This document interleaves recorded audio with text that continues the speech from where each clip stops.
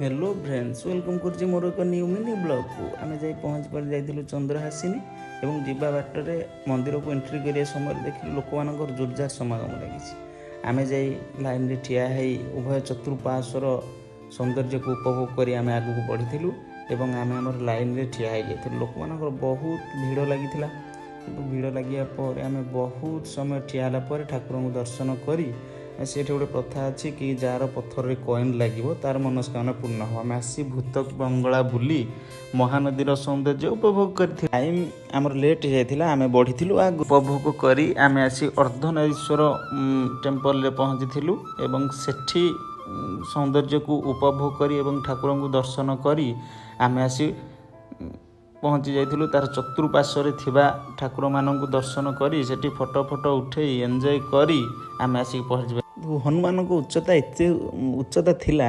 जे मो कैमेरा सेटा रेकॉर्ड करवा संभव हो पारे फोटो उठाइबा कि तापरे सेठी भी फोटो शूट हैला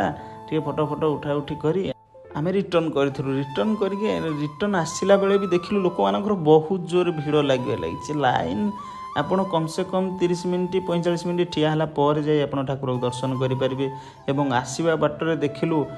एक बहुत सुंदर व्यू देखिया को मिलिला रिटर्न तापर आमे आसी जेहेतु सकाळु किछि पिया है नथिला आक्रोश टिके पी आमे बाहर थिलु ओडिसा अभिमुखे एवं जीवा बाटरे देखिलु लस्सी स्टॉल दुईटी लस्सी ऑर्डर करी आमे जल्दी जल्दी पी जाई पहुँची जाइलु रेस्टोरेंट जेहेतु ठाकुर दर्शन होइछि नॉन वेज किया हेबनी आम वेज बिरियानी ऑर्डर करी आ फिनिश करी आमे आसी पहुँची गलु ओडी।